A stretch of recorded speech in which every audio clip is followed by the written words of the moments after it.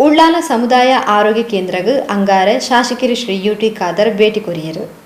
ಉಳ್ಳಾಲ ಸಮುದಾಯ ಆರೋಗ್ಯ ಕೇಂದ್ರಡು ಕೋವಿಡ್ ಸೋಂಕಿತರಿಗೂ ತುರ್ತು ಚಿಕಿತ್ಸೆ ಸುರುಮಾಲ್ಪನ ನೆಟ್ಟಿಡು ಸಮುದಾಯ ಆರೋಗ್ಯ ಕೇಂದ್ರಡುಪ್ಪನ ಆಕ್ಸಿಜನ್ ಬೆಡ್ಲದ ತಯಾರಿದ ಬಗೆಟ್ ಜಿಲ್ಲಾ ಆರೋಗ್ಯ ಅಧಿಕಾರಿ ಬೊಕ್ಕ ಎನಪೊಯ ವೈದ್ಯಕೀಯ ಆಸ್ಪತ್ರೆದ ಮುಖ್ಯಸ್ಥರ ಒಟ್ಟಿಗೆ ಚರ್ಚೆ ನಡೆಪಾದ ಮಾಹಿತಿ courier.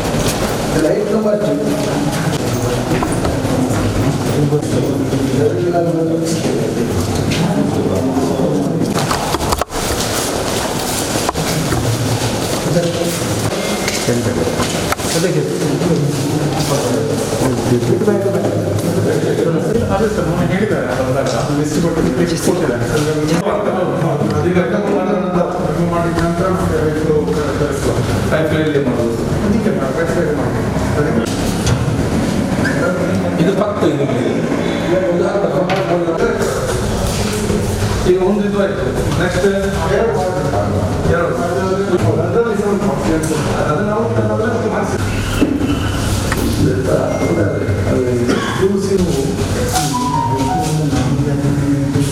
patient requires anything more than that,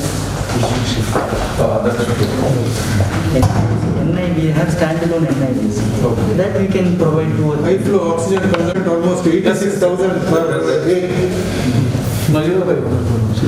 ಈಗ ಇದಕ್ಕೆ ಜಿಲ್ಲೆಡಿ ಹೆಚ್ಚಾವೊಂದುಪ್ಪುನ ಕೊರೋನಾ ಸೋಂಕನ್ನು ತಡೆಗಟ್ಟುವ ನಿಟ್ಟಿಡು ಜಿಲ್ಲಾಡಳಿತ ಕೊರೋನಾ ಸೋಂಕಿತರಿಗೆ ವೈದ್ಯಕೀಯ ಚಿಕಿತ್ಸೆಗೂ ಮಾತಾ ತಯಾರಿ ನಡೆಪೊಂದಿದ್ದು ಉಳ್ಳಾಲದ ಸಮುದಾಯ ಆರೋಗ್ಯ ಕೇಂದ್ರದ ತುರ್ತು ಸ್ಥಿತಿಟ್ ಐವ ಆಕ್ಸಿಜನ್ ಬೆಡ್ಲದ ಒಟ್ಟಿಗೆ ತಯಾರು ಮಾಡ್ತಂಡು. ಜಿಲ್ಲಾಡಳಿತ ಎನಪೊಯ ವೈದ್ಯಕೀಯ ಆಸ್ಪತ್ರೆ ದೊಟ್ಟುಗು ಕೋವಿಡ್ ಕೇರ್ ನಿರ್ವಹಣೆ ನಿಟ್ಟಿಡು ಪಾತ್ರಕತೆ ನಡೆಪಾದಿದ್ದು ಇಂದು ತೊಟ್ಟಿಗೆ ಆಕ್ಸಿಜನ್ ನಿರ್ವಹಣೆ ಘಟಕನು ಸಮುದಾಯ ಆರೋಗ್ಯ ಕೇಂದ್ರಡೆ ಸ್ಥಾಪಿಸಾಯರೆ ಜಿಲ್ಲಾಡಳಿತ ಒಪ್ಪಿಗೆ ಕೊಡ್ತನು ಪಾಡು ತಿಳಿಪಾಯರು. ಉಳ್ಳಾಲ ಸಮುದಾಯ ಆರೋಗ್ಯ ಕೇಂದ್ರದಲ್ಲಿ ದೂರದೃಷ್ಟಿಯ ವೆಚ್ಚ ಇಟ್ಟುಕೊಂಡು ಕಳೆದ 6 ತಿಂಗಳಿಂದ ನಾವು ಪ್ರಾರಂಭ ಮಾಡಿದಂತಹ ಆಕ್ಸಿಜನ್ ಪೈಪ್ನೆಲ್ಲ ಕಂಪ್ಲೀಟ್ ಆಗಿ ಈಗಾಗಲೇ ಡೆಮೋ ಕೂಡ ನಡೆದಿದೆ.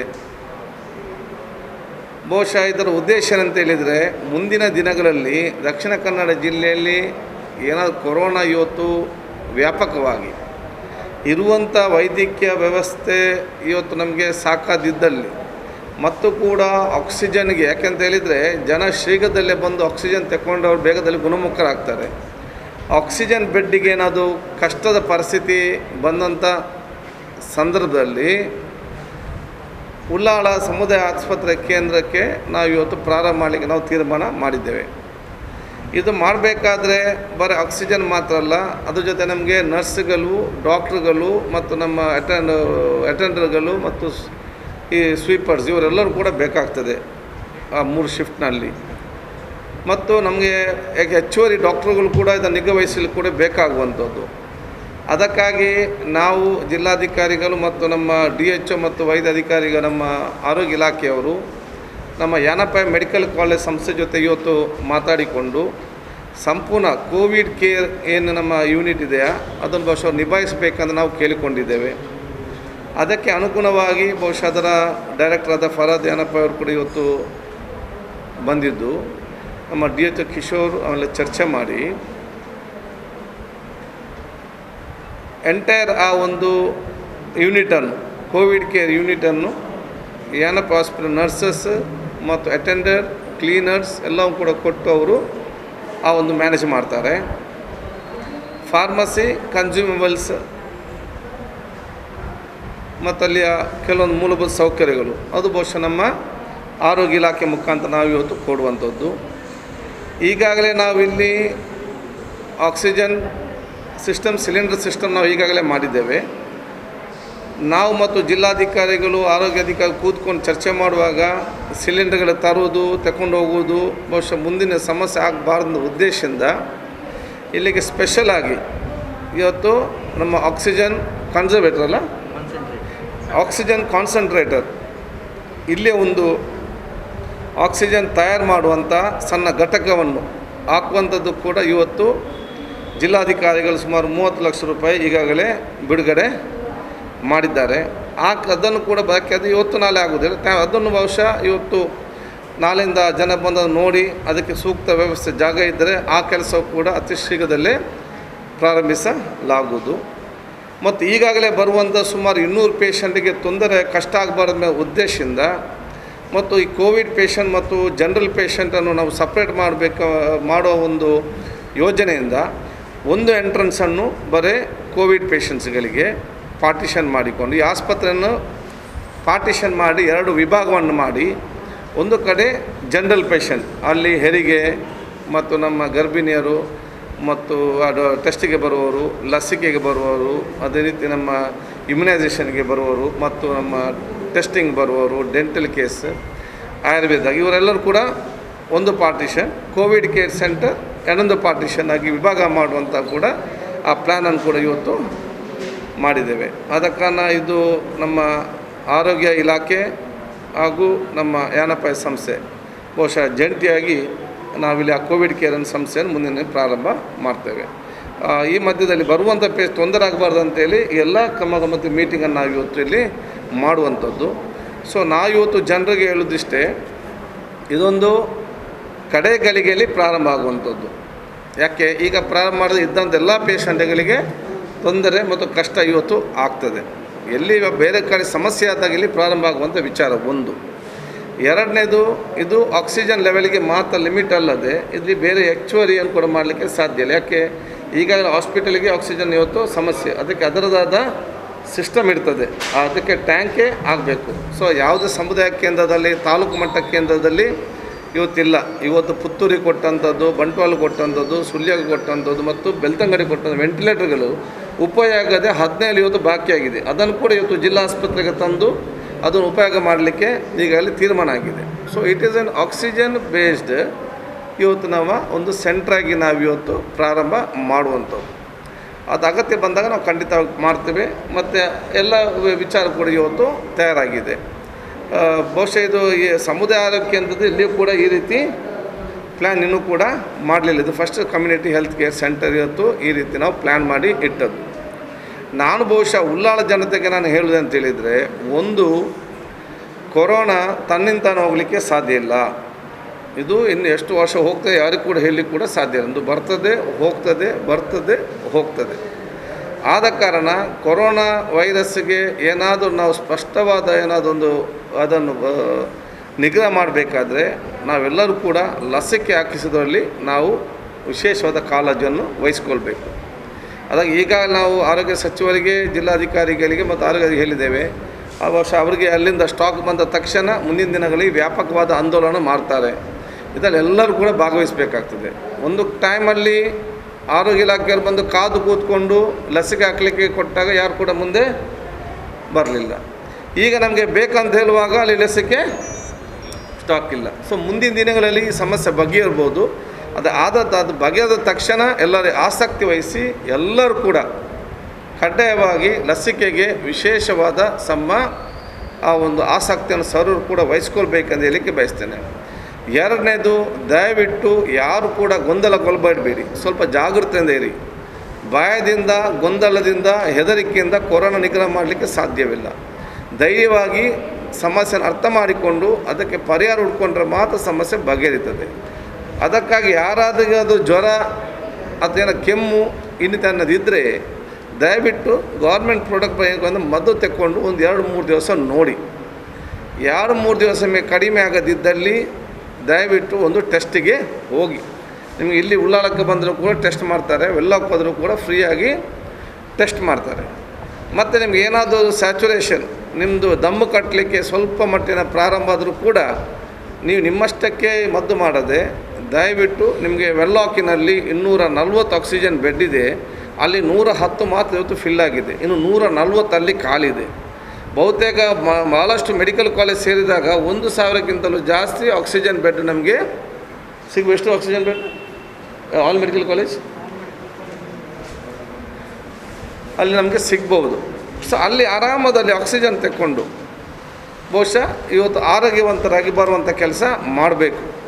ಈಗ ವೆಲ್ಲಾಕಿನಲ್ಲಿ ಮಾತ್ರ ಫ್ರೀ ಇದೆ. ಎಮ್ಮೆ ವೆಲ್ಲಾಕ್ ಕೂಡ ಫುಲ್ ಆದರೆ ಮತ್ತು ಪ್ರೈವೇಟಲ್ಲಿ ಕೂಡ ಸರ್ಕಾರ ಫ್ರೀ ಮಾಡುವಂಥ ಆಲೋಚನೆ ಸರ್ಕಾರಕ್ಕೆ ಇರ್ಬೋದು. ನೀವು ಈ ಎಲ್ಲ ಸವಲತ್ತನ್ನು ಪಡ್ಕೊಳ್ಳದೆ ಇನ್ನು ನಿಮ್ಮ ದಮ್ಮು ಕಟ್ಟೋದು ಸ್ಯಾಚುರೇಷನ್ ಆಕ್ಸಿಜನ್ ಲೆವೆಲ್ 60-40 ಬಂದ ನಿಮಗೆ ಜಾಸ್ತಿ ದಮ್ಮು ಕಟ್ಟಲಿಕ್ಕೆ ಪ್ರಾರಂಭ ಮಾಡಿದಾಗ ಹಾಸ್ಪಿಟ್ಲ್ ಹುಡುಕಾಡಿಕೊಂಡು ಹೋದರೆ ನಿಮ್ಗೆ ಹಾಸ್ಪಿಟ್ಲ್ ಜಾಗ ಸಿಕ್ಕಲಿಕ್ಕೆ ಸಾಧ್ಯ ಇಲ್ಲ. ಸರಿಯಾದ ಸಮಯದಲ್ಲಿ ನಿಮಗೆ ಆ್ಯಂಬುಲೆನ್ಸ್ ಕೂಡ ಸಿಕ್ಕಲಿಕ್ಕೆ ಸಾಧ್ಯವಿರುವುದಿಲ್ಲ.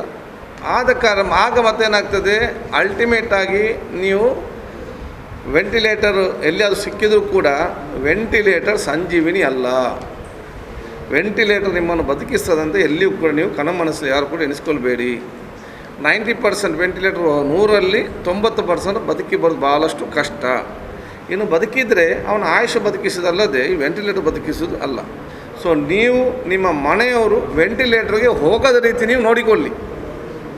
ಆ ಕೆಲಸ ಮಾಡದೆ ಲಾಸ್ಟ್ ವೆಂಟಿಲೇಟರ್ಗೆ ಹೋಗಿ ಹೆಚ್ಚು ಕಮ್ಮಿ ಅದೇ ಡಾಕ್ಟ್ರು ಏನು ಮಾಡಲಿಕ್ಕೆ ಸಾಧ್ಯ? ಡಾಕ್ಟ್ರುಗಳಿಗೆ, ನರ್ಸ್ಗಳಿಗೆ ಅವರ ತಂದೆ ತಾಯಂದಿರನ್ನೇ ಬಚಾವ್ ಮಾಡಲಿಕ್ಕೆ ಆಗೋದಿಲ್ಲ. ಅವರ ಕಣ್ಣ ಮುಂದೆ ಅವರ ತಂದೆ ತಾಯಂದೇ ತೀರೋಗುವಂಥ ಪರಿಸ್ಥಿತಿ ಆಗಿದೆ ಇದರಲ್ಲಿ. ಆದ ಕಾರಣ ನಾವು ಇವತ್ತು ಭಾಳ ಜಾಗೃತೆಯಿಂದಿದ್ದು ಆಲೋಚನೆ ಮಾಡಿ ನಿಗ್ರಹಿಸುವಂಥ ಕೆಲಸ ಇವತ್ತು ಮಾಡಬೇಕಾಗ್ತದೆ. ಮತ್ತು ವಾಟ್ಸಪ್ನಲ್ಲಿ, ಸೋಷಿಯಲ್ ಮೀಡ್ಯಾದಲ್ಲಿ ಇನ್ನೊಬ್ಬರು ಕೇಳುವಂಥ ಯಾವುದೇ ವಿಚಾರ ಕೂಡ ಯಾರು ಕೂಡ ತಲೆ ಕೆಡಿಸಲಿಕ್ಕೆ ಹೋಗಬೇಡಿ. ಇದರಲ್ಲಿ ಕಳೆದ 1 ವರ್ಷ ನಾನು ಈ ವಿಚಾರ ಭಾಳ ಗಂಭೀರತೆ ಹೇಳಿದಾಗ ಎಲ್ಲಿದೆ ಕೊರೋನಾ ಅದೆಲ್ಲ ಸುಳ್ಳು, ಈಗೇನೆಲ್ಲರಿಗೆ ಇದಕ್ಕೆ ಸ್ಟಾರ್ಟ್ ಆಗಿದೆ. ಆದ ಕಾರಣ ಗೊಂದಲ ಬೇಡ, ಭಾಳ ಸ್ಪಷ್ಟತೆಯಿಂದಿದ್ದು ನಿಮ್ಮ ಯಾರಿಗೆ ಮನೆಯವರಿಗೆ, ಕುಟುಂಬಸ್ಥರಿಗೆ, ಹಿರಿಯರಿಗೆ ಯಾರಿಗಿದ್ದರೂ ಕೂಡ ಭಾಳ ಮುಂಜಾಗ್ರತೆ ವಹಿಸಿಕೊಂಡು ತಾವು ಜಾಗೃತೆ ವಹಿಸಿಕೊಂಡು ಕೆಲಸ ಆಗಬೇಕು. ಭಾಳಷ್ಟು ಸಂಘ ಸಂಸ್ಥೆಗಳು ಕೂಡ ಇವತ್ತು ಕೆಲಸ ಮಾಡ್ತಾಯಿದೆ. ಬಹುಶಃ ಆ್ಯಂಬುಲೆನ್ಸ್ ವ್ಯವಸ್ಥೆ, ಬೇರೆ ಬೇರೆ ವ್ಯವಸ್ಥೆ, ಅವರೆಲ್ಲ ಮಾಹಿತಿ ಇಟ್ಟುಕೊಂಡು ನಿಮ್ಮ ಸಹಾಯಕ್ಕೆ ಅವ್ರನ್ನ ಕೂಡ ಪಡ್ಕೊಳ್ಳಿ ಅಂತ ಕೂಡ ನಾನು ಇವತ್ತು ಬಯಸ್ತೇನೆ. ನಮ್ಮ ಜೊತೆಯಲ್ಲಿ ಇವತ್ತು ಮೀಟಿಂಗ್ನಲ್ಲಿ ನಮ್ಮ ಅಧ್ಯಕ್ಷರಾದ ಚಿತ್ರಕ್ಕನವರು, ನಮ್ಮ NFI ಡೈರೆಕ್ಟರ್ ಫರಾದ್ರವರು, DH ಆಗಿರುವಂಥ ಕಿಶೋರ್ ಅವರು, TH ಸುಜಯ್ ಭಂಡಾರಿ ಅವರು, ತಾಲೂಕು ಅಧ್ಯಕ್ಷರಾಗಿದ್ದ ಮೋನಾಕನವರು, ಉಪಾಧ್ಯಕ್ಷರಂತ ನಮ್ಮ ಅಯ್ಯೂಬ್ರವರು, ನಮ್ಮ ಕಮಿಷನರ್ ಆಗಿದ್ದಂಥ ರಾಯಪ್ಪರು, ಎಲ್ಲ ನಮ್ಮ ಪ್ರಶಾಂತ್ ಮತ್ತೆಲ್ಲ ವೈದ್ಯಾಧಿಕಾರಿಗಳು ಇವತ್ತು ಇಲ್ಲಿರ್ತಾರೆ. ನಮ್ಮ ಕೌನ್ಸಿಲರ್ ಅಂತ ಭಾರತಿಯವರು ಮತ್ತು ಕೌನ್ಸಿಲರ್ ಅಶ್ರಫ್ರವರು, ಎಲ್ಲ ಅಜೀಜ್, ಮುಸ್ತಫಾ, ಬೇರೆಲ್ಲ ರಾಜಿಕ್ ಮುಂತಾದ ನಮ್ಮ ಎಲ್ಲ ಕೌನ್ಸಿಲರ್ಸ್ ಕೂಡ ಈ ಬಹುಶಃ ನಮ್ಮ ಜೊತೆ ಇವತ್ತು ಇದ್ದಾರೆ. ಎಲ್ಲರೂ ಕೂಡ ಜೊತೆಯಾಗಿ ಕೆಲಸ ಮಾಡುವ ಕೆಲಸ ಮಾಡ್ತಾರೆ. ಜಿಲ್ಲಾ ವೈದ್ಯಾಧಿಕಾರಿ ಕಿಶೋರ್ ಪಾಂತೆರೊಂದು ಉಳ್ಳಾಲ ಸಮುದಾಯ ಆರೋಗ್ಯ ಕೇಂದ್ರಡು 5 ಬೆಡ್ಲದ ವ್ಯವಸ್ಥೆ ಉಂಡು. ಇಂದಿಟ್ಟು 40 ಬೆಡ್ಲಿನ ಕೋವಿಡ್ ಸೀಕದಕ್ಲೆ ಕೊರಿಯರೆ ತೀರ್ಮಾನ ಮಂತದ. ರೋಗ ಲಕ್ಷಣ ರಹಿತರು ಬೊಕ್ಕ ಕಮ್ಮಿ ಸೀಕದ ಲಕ್ಷಣ ಉಪ್ಪುನಕ್ಲೆಗ್ ದಾದಾಣಲ ಆಕ್ಸಿಜನ್ ಅಗತ್ಯ ಇತ್ತಂಡ ಆಕ್ಸಿಜನ್ ಕೊರ್ಪುನ ತೀರ್ಮಾನ ಮಂತದ. ಇಂದಕ್ಕೆ ಸಂಬಂಧಿಸ ಆಯ್ಲಕ ದುಂಬದ ದಿನಕ್ಲೆಡು ಪಟ್ಟಿ ಮಲ್ತೊಂದು ಮೂಲು ಆಕ್ಸಿಜನ್ ಘಟಕನ ಸ್ಥಾಪನೆ ಮಲ್ಪೆರೆ ಉಲ್ಲ. ಇಂದಕ್ಕೆ ಜಾಗೆ ಪರೀಕ್ಷಣೆ ಮಲ್ತದ ದುಂಬದ ದಿನಕ್ಲೆಡು ಕಾಮಗಾರಿ ಸುರು ಮಲ್ಪೆರೆ ಉಲ್ಲ. ಶಾಸಕೀರ್ನ ದೂರದೃಷ್ಟಿ ಹಿಡಿದು ನಮ್ಮ ಈ ಆಸ್ಪತ್ರೆಡು 40 ಬೆಡ್ಲದ ಕೋವಿಡ್ ಕೇರ್ ಸೆಂಟರ್ ಆದ ಮಲ್ಪಡೋದು ತೀರ್ಮಾನಕ್ಕೆ ಬೈದ ಮಾಡಿ ತಿಳಿಪಾಯಿರು. ಕೋವಿಡ್ ಕೇರ್ ಸೆಂಟರ್ ಮಾಡೋ ಬಗ್ಗೆ ನಾವು ಇವತ್ತು ಸಭೆಯನ್ನು ಕರೆದಿದ್ದೇವೆ. ಸೊ ಇದರಲ್ಲಿ ಹಲವಾರು ವಿಷಯಗಳನ್ನು ನಾವು ತೀರ್ಮಾನ ಮಾಡಿದ್ದೇವೆ. ಮೊದಲನೇದಾಗಿ ಇಲ್ಲಿ 50 ಬೆಡ್ಗಳ ಆಸ್ಪತ್ರೆ ಇದೆ. ಒಂದು 40 ಬೆಡ್ಗಳನ್ನು ಕೋವಿಡ್ ರೋಗಿಗಳಿಗೆ, ಅಂದರೆ ಕೋವಿಡ್ ಕೇರ್ ಸೆಂಟ್ರಲ್ಲಿ ಹೇಗೆ ಅಂತ ಹೇಳಿದರೆ ಮೈಲ್ಡ್ ಮತ್ತು ಮಾಡರೇಟ್, ಅಂದರೆ ಏಸಿಂಪ್ಟಮ್ಯಾಟಿಕ್ ಅಂತ ಹೇಳ್ತೇವೆ, ರೋಗ ಲಕ್ಷಣ ರಹಿತರಾಗಿರುವವರು ಮತ್ತು ಕಡಿಮೆ ರೋಗ ಲಕ್ಷಣ ಇರುವವರನ್ನು ಅವರಿಗೆ ಏನಾದರೂ ಆಕ್ಸಿಜನ್ ಅಗತ್ಯ ಇದ್ದಲ್ಲಿ ಆಕ್ಸಿಜನ್ಗೆ ಕೊಡುವಂಥ ವ್ಯವಸ್ಥೆಯನ್ನು ಇಲ್ಲಿ ಆರಂಭ ಮಾಡಬೇಕಂತ ನಾವು ತೀರ್ಮಾನ ಮಾಡಿದ್ದೇವೆ. ಅದಕ್ಕೆ ಸಂಬಂಧಪಟ್ಟ ಹಾಗೆ ಏನು ನಮಗೆ ಮುಂದಿನ ದಿನಗಳಲ್ಲಿ ಬೇಕಾಗ್ಬೋದಂತ ಪಟ್ಟಿ ಮಾಡಿಕೊಂಡು, ಮತ್ತು ಇಲ್ಲಿ ಒಂದು ಆಕ್ಸಿಜನ್ ಕಾನ್ಸಂಟ್ರೇಷನ್ ಕೂಡ ನಾವಿಲ್ಲಿ ಆ ಘಟಕವನ್ನು ಸ್ಥಾಪನೆ ಮಾಡೋದ್ರಲ್ಲೂ ಕೂಡ ಇದ್ದೇವೆ. ಅದು ಈಗ ನಾಳೆಯಿಂದ ಅದರ ಬಗ್ಗೆ ನಾವು ಸ್ಥಳ ಪರಿಶೀಲನೆ ಮಾಡಿ ಮುಂದಿನ 1 ತಿಂಗಳಲ್ಲಿ ಅದು ಕೂಡ ಆರಂಭ ಆಗಲಿಕ್ಕಿದೆ. ಸೊ ಮುಂದಕ್ಕೆ ಇದು ಒಂದು ಆಸ್ಪತ್ರೆ ನಮ್ಮ ಜಿಲ್ಲೆಯಲ್ಲಿ ನಿಮ್ಗೆ ಗೊತ್ತಿರ್ಬೋದು ಹೆಚ್ಚಿನ ಪ್ರಕರಣಗಳು ಬರ್ತಾ ಇರೋದ್ರಿಂದ ಅದರಲ್ಲಿ ಬಹುತೇಕ 85% ಜನರು ಮನೆಯಲ್ಲೇ ಐಸೋಲೇಷನಲ್ಲಿದ್ದಾರೆ. ಉಳಿದ 15% ರೋಗಿಗಳಿಗೆ ಮಾತ್ರ ಈಗ ಆಸ್ಪತ್ರೆಯ ಅವಶ್ಯಕತೆ ಇರೋದು. ಆದರೂ ಇದು ನಮಗೆ ಮುಂದಿನ ದಿನಗಳಲ್ಲಿ ಬೇಕಾಗಬಹುದು ಅನ್ನೋ ದೃಷ್ಟಿಯಿಂದ ನಮ್ಮ ಶಾಸಕರ ಒಂದು ದೂರದೃಷ್ಟಿಯಿಂದ ನಾವಿಲ್ಲಿ ಈ ಆಸ್ಪತ್ರೆಯನ್ನು ಉಳ್ಳಾಲ ಸಮುದಾಯ ಆರೋಗ್ಯ ಕೇಂದ್ರದಲ್ಲಿ ಒಂದು 40 ಬೆಡ್ಗಳ ಕೋವಿಡ್ ಕೇರ್ ಸೆಂಟರ್ ಮಾಡಬೇಕಂತ ನಾವಿವತ್ತು ತೀರ್ಮಾನಕ್ಕೆ ಬಂದಿದ್ದೇವೆ. ಇನ್ನೊಂದು ಮುಖ್ಯವಾಗಿ ನೆನಪಿಟ್ಕೊಳ್ಬೇಕು, ಎಲ್ಲರೂ ಕೂಡ ನಾವು ಜಿಲ್ಲೆ ಮಟ್ಟಿಗೆ ಹೇಳೋದಾದರೆ ಈಗ ಎಲ್ಲ ಕಡೆ ಕೊರೋನಾ ಪ್ರಕರಣಗಳು ಜಾಸ್ತಿ ಆಗುವಾಗಿ ಜಿಲ್ಲೆಯಲ್ಲೂ ಕೂಡ ಜಾಸ್ತಿ ಆಗ್ತಿದೆ. ಆದರೆ ಯಾರೂ ಭಯಪಡಬೇಕಾಗಿಲ್ಲ. ಎಲ್ಲರೂ ಕೂಡ ಮಾಸ್ಕನ್ನು ಧರಿಸಬೇಕು ಕಡ್ಡಾಯವಾಗಿ, ಮತ್ತು ಸಾಮಾಜಿಕ ಅಂತರವನ್ನು ಪಾಲಿಸಬೇಕು, ಕೈಗಳನ್ನು ಸ್ವಚ್ಛವಾಗಿ ಇಟ್ಕೊಳ್ಬೇಕು.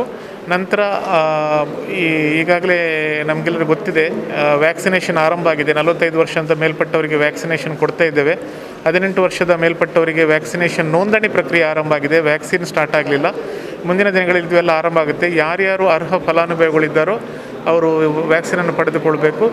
ಜೊತೆಗೆ ಯಾರಿಗೆ ರೋಗ ಲಕ್ಷಣಗಳು ಇದೆ, ರೋಗ ಲಕ್ಷಣಗಳು ಇರುವವರು ಬಂದು ನಮ್ಮ ಇಲಾಖೆಯವರು ಅವರ ಮನೆಗೆ ಬಂದಾಗ ಅವರು ಪರೀಕ್ಷೆ ಮಾಡಿಸ್ಕೊಳ್ಬೋದು, ಅಥವಾ ಅವರೇ ಸ್ವತಃ ಹೋಗಿ ಆಸ್ಪತ್ರೆಗಳಿಗೆ ಒಂದು ಸ್ವ್ಯಾಬ್ ಪರೀಕ್ಷೆಯನ್ನು ಮಾಡಿಕೊಳ್ಬೋದು. ಈ ರೀತಿ ಮಾಡೋದ್ರಿಂದ ತಮಗೆ ಏನಾದರೂ ರೋಗ ಇದ್ದರೆ ಅದು ಬೇರೆಯವರಿಗೆ ಹರಡದಂತೆ ನಾವು ಮಾಡುವಾಗೆ ನಾವು ಐಸೋಲೇಷನ್ ಆಗಿಕೊಂಡು ಈ ರೋಗವನ್ನು ತಡೆಗಟ್ಬೋದು. ಜನರ ಪಾತ್ರ ಇದರಲ್ಲಿ ಅತ್ಯಂತ ಪ್ರಮುಖ ಅಂತ ಹೇಳಲಿಕ್ಕೆ ಇಷ್ಟಪಡ್ತೇನೆ. ಉಳ್ಳಾಲ ನಗರಸಭಾ ಅಧ್ಯಕ್ಷರು ಶ್ರೀಮತಿ ಚಿತ್ರಕಲಾ ಚಂದ್ರಕಾಂತ್, ಉಪಾಧ್ಯಕ್ಷರು ಅಯ್ಯೂಬ್ ಮಂಚಿಲ, ತಾಲೂಕು ವೈದ್ಯಾಧಿಕಾರಿ ಡಾಕ್ಟರ್ ಸುಜಯ್ ಭಂಡಾರಿ, ತಾಲೂಕು ಪಂಚಾಯತ್ ಅಧ್ಯಕ್ಷರು ಮೊಹಮ್ಮದ್ ಮೋನು, ಉಳ್ಳಾಲ ಸಮುದಾಯ ಆರೋಗ್ಯ ಕೇಂದ್ರದ ವೈದ್ಯಾಧಿಕಾರಿ ಪ್ರಶಾಂತ್, ನಗರಸಭೆ ಆಯುಕ್ತರು ರಾಯಪ್ಪ, ಏನಪೋಯ ಆಸ್ಪತ್ರೆಯ ನಿರ್ದೇಶಕರು ಫರಾದ್, ನಗರಸಭಾ ಸದಸ್ಯರು ಭಾರತಿ, ಅಶ್ರಫ್, ಅಜೀಜ್, ರವಿಚಂದ್ರ ಗಟ್ಟಿ, ರಮೀಸ್ ಬೊಕ್ಕ, ಮುಸ್ತಫಾ, ಅಬ್ದುಲ್ಲಾ, ರಾಜಿಕ್, ಯುಬಿ ಸಲೀಂ ಈ ಪೊರ್ತೋಟುಗೆ ಇದ್ದರು.